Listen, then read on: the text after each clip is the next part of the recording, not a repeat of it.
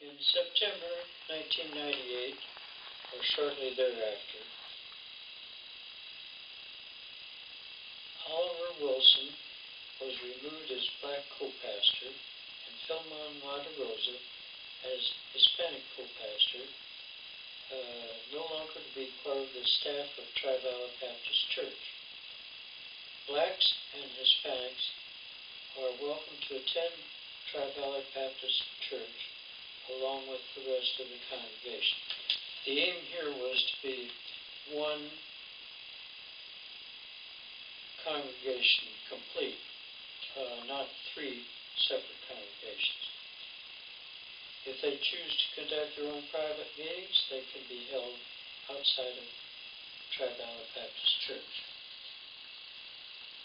We were able to complete and move into our chapel building, and a new steeple for the chapel was donated by Eric Garnell's family in memory of her grandmother, and it was installed on March 19, 2000. On July 19,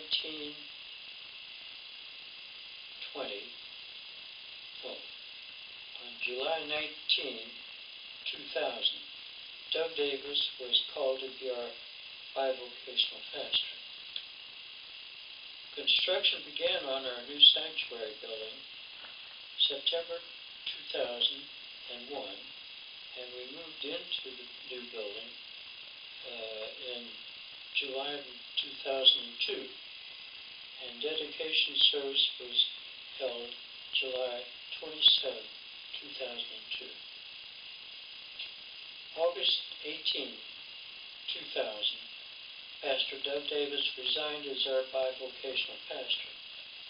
He returned to his home in Rvdo, Illinois, and is now serving as pastor of a Baptist church there. Pastor Cal Bowen was called to serve as our interim pastor in October of 2003 and served until October of 2004. Pastor Frank Marshall was called to serve as our interim pastor in November of 2004. And Pastor Tom Miller was called to be our interim pastor in July of 2005. Dr. Alan Phillips Sr. and Alan Phillips Jr. served as our bivocational pastors June 4, 2006, and resigned in May 23rd of 2007. And then finally, on November 25th, 2007, Reverend Ron Woodron was called to be our bivocational pastor, senior pastor, and Brother Dennis Mallory was called to be our worship leader. And that is the history to date of Tri-Valley Baptist Church. We have a really good church. It's located about 0.8 of a mile south of the Freedom Station at,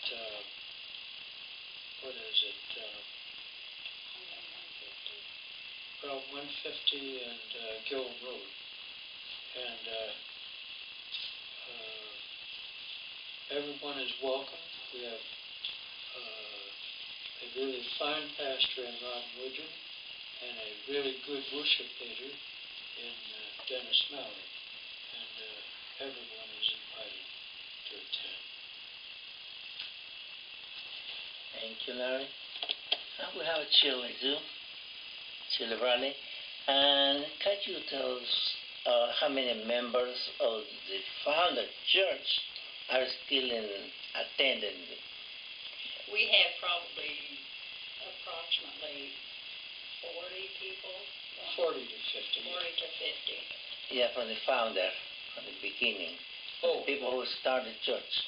11 then, when we first started, or started. How many members from the founder still are attending? Yeah, like you too, and who else? Probably 8, maybe. I have to count those up. I'm not sure. Okay, that's okay. So there is a good success. I mean that 11 people have this vision to establish one church, because sometimes when some churches start, they start with a family plus maybe 50 more, that maybe 20, 25 people.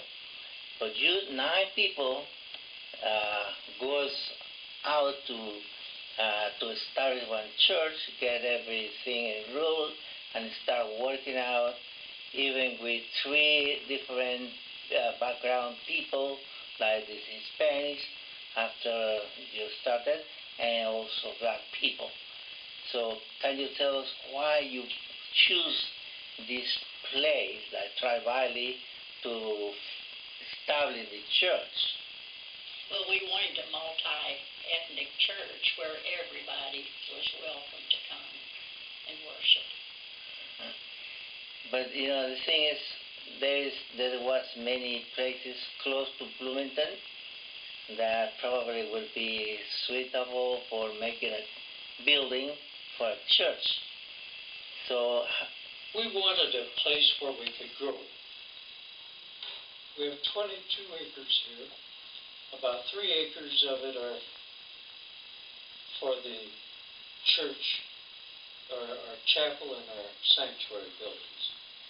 Then we have about 9 acres rented out as farmland, and another 10 acres of woods in back for further development. So we have room to grow that we wouldn't have if we had chosen a place in town somewhere. That's a good idea, because still the vision is underway to build more room for having different activities. Like you have many land around, and also the wide and beautiful church. So there's many things very good to understand. And I am very amazing and wondering how you build one church first, as a chapel, and then you build a big church that probably holds 300 people or so.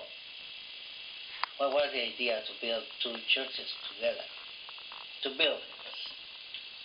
Well, we had 2 buildings, but between the time that we built or finished the chapel building and the time that we started the sanctuary building, we were debating on how to connect the 2 buildings, and we couldn't figure out how to blend the 2 and still retain the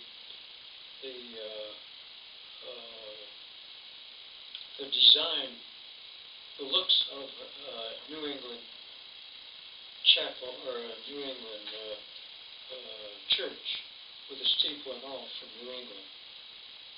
And so we decided eventually to, instead of trying to connect them, we would put the sanctuary building at right angles to the chapel building and a little ways from it, and plan the connection later on. And we have drawn up plans for doing this, not just as a hallway between the 2, but as a sort of meeting area or Sunday school area that would be about 14 feet wide and about 22 feet long or so, that would come out and then at right angles come into the chapel building. And we would come out with the same side of the sanctuary building, and at right angles come into the side of the chapel building. So it would, it'll make a good transition. That won't be done though until probably after the building is paid off in about 2020. On the sanctuary building, I acted as the architect, and Shirley's husband Wendell served as the general contractor.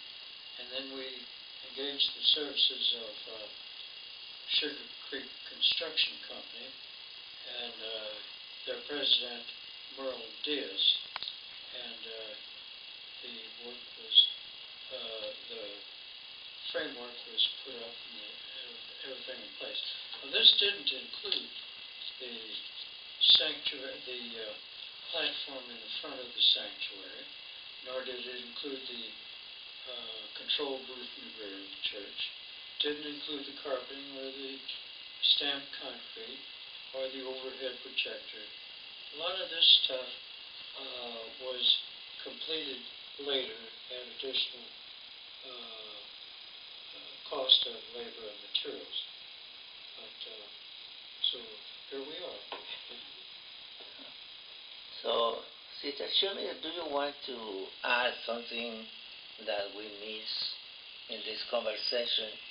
It's just been a blessing through all these years to be a part of Pri Valley Baptist Church. And it's just like one big happy family. It's just a wonderful place to worship the Lord. It's probably one of the best kept secrets in the neighborhood to have such a wonderful pastor and worship leader and a church body, and yet we seem to be undiscovered. And we're right here in the neighborhood, not too far from the Freedom Station there. And so I think we have great potential, and that we have room for growth, and we're anxious to grow. Come grow with us. I know that there's many people living around the area, around the church. So the church are thinking that probably when they build this church, this building, do you think about the people living around this area? That mean Leroy and the other part of this house that there is some construction. I don't know if the east or the west, but this way. Did you think about this? I remember that we visited some place at the beginning with Pastor Arnold, and nobody answered too much to this invitation. But just thinking about this in the future, God can call them to worship here that is close, nice environment, nice people, everything is nice. So the people may know to know this place. I guess if we invite them, or I don't know how to do it, because sometimes it's God's plan to bring the people, but sometimes visiting them and bringing them, I don't know how. Maybe they recognize the church instead of going downtown Bloomington or Normal. It's far away. It's about 9 miles away. So they can come to this building to worship the Lord. You think about this. These people are around. I think there's a lot of people in the neighborhood probably that aren't affiliated with any church, and that's our desire to reach some of these people. And what I'd like to see too is a good youth program started and a children's program. I think that would help too. But you know, it's not just the local people here. We have people from Gridley, Illinois. We have people from Farmington, Illinois. We have people from Hayworth. We have people from Leroy. We have quite a few people a distance away that come here and find it well worth the trip. Do you notice that it's too expensive to put an announcement in the paper?